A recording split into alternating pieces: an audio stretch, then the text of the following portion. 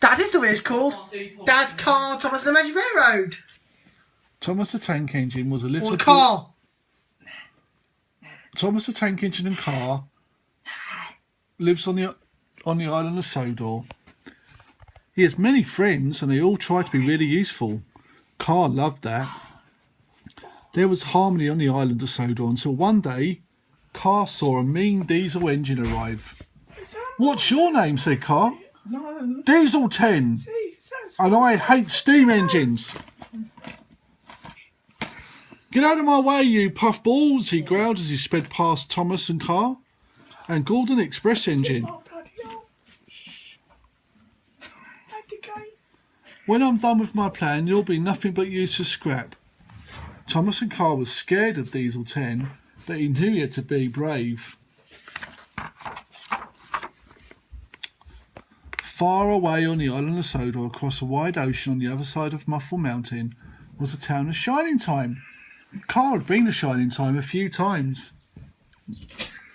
But this was the home of Mr. Conductor, who comes and goes in gold dust.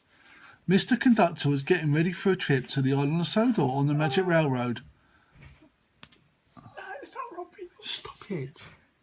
Oh, they see me at the front swing. Mr. Conductor was getting ready for a trip to the island of Sodor on the Magic Railroad. The Magic Railroad was the conductor's family secret. The engines were very glad to see their friend Mr. Conductor. He would take care of them whilst the Topham Hatt, the rail director, went on vacation. But Diesel 10 had other plans. I'll soon settle Twinkletoes with my claw, he snarled. Car and Thomas knew this and needed to stop him. One night while they were all asleep, Diesel 10 sidled up to the shed while Mr. Conductor and the engines were asleep. Gold dust, magic, buffers, Mr. Conductor mumbled in his dreams. He woke up remembering what his family had always told him. As long as there is gold dust, there will be harmony. He blew his whistle, and Car booped its hooter. Burp, burp. There was no sparkle in his whistle. What happened? What happened to the shed? Oh no, cried Mr. Conductor, I've got to find more gold dust to run the railroad. Diesel 10 come along and started to get his claw out and break the engine shed. Silly puffballs! Crash! Taylor's an actually just Diesel! I'll get you, you engines! I don't like you! Car flew down, put all his lights on, shined them on Diesel, who couldn't see. I'm going away, but I'll get you guys! Wait! Diesel 10 slunk quietly away. He did. Car scared him. Oh, Luke. Bellflower. Yes, Bellflower. Using the Bellflower, Mr. Conductor called his cousin Junior and told him to fetch the emergency supply of gold dust from Shining Time Station. OK, bruv, I'll send Car to get them. About that time, a young girl called Lily arrived at Shining Time, led by a friendly dog called Mutt. Lily had come from the big city to visit her grandpa, Burnett Stone, who lived in Muffle Mountain. The trains didn't stop on Burnett's side of the mountain, but the night Lily heard the sound of a train whistle outside her window. The next morning, Thomas went to fetch coal for Henry, who had boiler ache. The last freight car wasn't coupled properly to the others. He glided through an old set of buffers and disappeared. Meanwhile, a very tired Mr. Conductor was searching for the source of the gold dust. Diesel 10 caught him walking along the viaduct. I'll get you! He grabbed Mr. Conductor with his claw and dangled him over the gorge. Car. With that, Car come flying down. You leave Mr. Conductor alone. I'll get you, Diesel 10. Boop, boop, boop, said Car. Leave him alone. As Car bashed into Diesel 10's claws, Mr. Conductor got threw off the engine and went all the way to the windmill. And cut the pliers. And cut the pliers and all the things went. Diesel 10 was getting frightened of Car. Oh, I've got the windmill sign. Where's the windmill sign? Over there. Oh, yeah. When Mr. Conductor got to the windmill, he looked at it and it said, Stoke up the magic in the mountain and the lady will smile. Then watch the swells that spin so well. Back at Shining Time Station, Lily met Mr. Conductor's cousin Junior. Carl had brought him back from where he was on the beach. He appeared in a wonderful cascade of sparkles. Junior was on the way to the island of Sodor. He asked Lily to go with him. I'll use the last of my cousin's gold dust, said Junior. It's the only way to travel and we'll find lots more. Whoosh! Suddenly they were on the Magic Railroad, moving bumpily along. The gold dust made little pools of light in the dark tunnel. The two of them glided right through the buffers at the end of the track. Lily's eyes widened when she saw the island of Sodor and all its marvellous magic. I was at the old buffers when the last coal disappeared, Thomas was saying to Percy. Then I think those buffers are at the entrance to Mr. Conductor's Magic Railroad, Percy said excitedly. Percy, you are clever, said Thomas. Now keep the buffers safe while I search for Mr. Conductor. To Thomas's surprise, he found Junior instead. Junior introduced Thomas to the astonished Lily. She couldn't believe what trains could talk. In no time at all, Thomas was puffing along with Lily and Junior on board. Boop, boop. Junior spotted his cousin at the bottom of the windmill. Howdy, cars, Junior said. Mr. Conductor smiled and gave his cousin a hug. In his darkened workshop, Burnett Stone was working on a beautiful golden steam engine called Lady. It was Lady's whistle that Lily had heard that night. When Burnett was young, Lady was hurt in a terrible accident. Lady's beautiful face had faded and the Magic Railroad faded with it. As hard as he tried, Burnett couldn't make Lady come back to life. The railroad needs Lady, whispered Burnett as he worked. I need to know the secret to make her run again, he said to Carl, as Carl came down to see how he was. On the island of Sodor, Diesel 10 was plotting to destroy the Magic Railroad.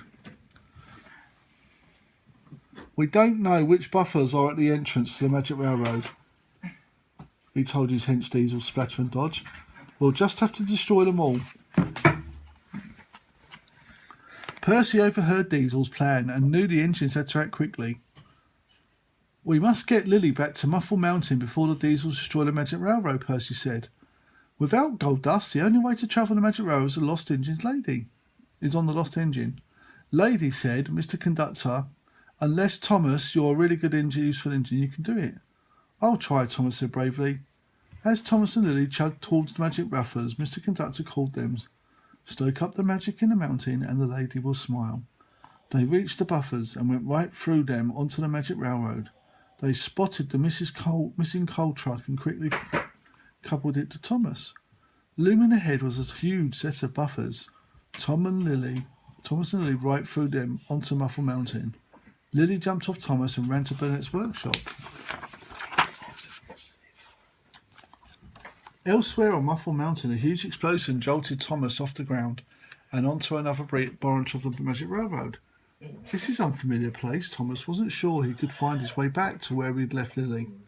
He hurried off to find the connection back to the main line. At the same time, Lily rushed into Burnett's workshop, where she saw the beautiful golden engine.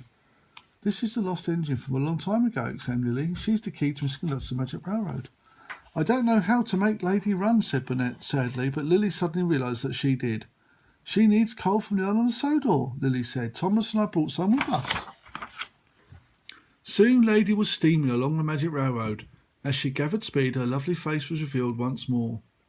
Stoke up the magic in the mountain, and the lady would smile, Lily mumbled to herself. The railroad's energy was returning. Shavings, all the colours of the rainbow, fell behind Lady and gathered on the ground. Lily caught some shavings in her backpack. Then she saw Thomas about to meet up with the Magic Railroad's main line. As the shimmering shavings settled on the rusty tracks, Thomas gained traction and gathered speed. With a long, low roar, Lady burst through the buffers onto the island of Sodor. What car? Car followed behind and followed Lady. Burnett, Lily and Mutt jumped off Lady to join the others. Then Thomas burst through the buffers right behind Lady. Let's do Hornby vs. Railroad Chase. Let's get going. We're still doing it, right? Diesel suddenly come behind Lady. What are you doing?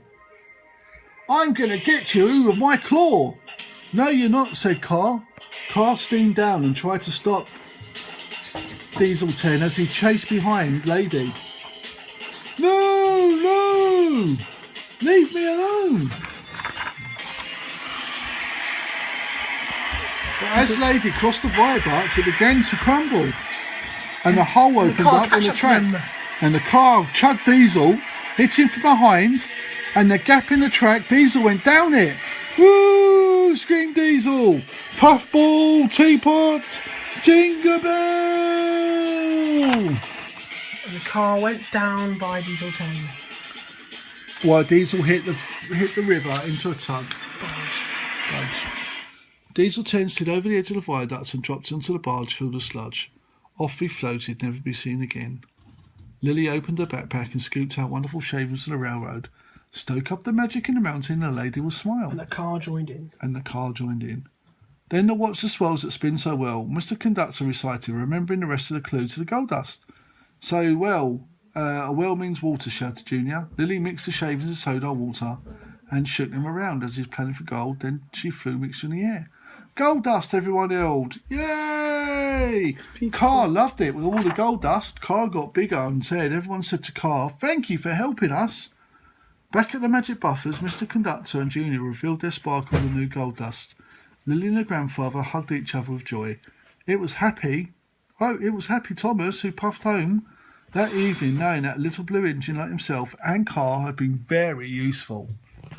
The end. To be continued. Do you remember we watched Thomas and Magic Railroad on video and DVD in 2000 when I was little? Yes, Do you remember that? I do. You have new friends. Diesel 10, Lady and Splatterman Dodge.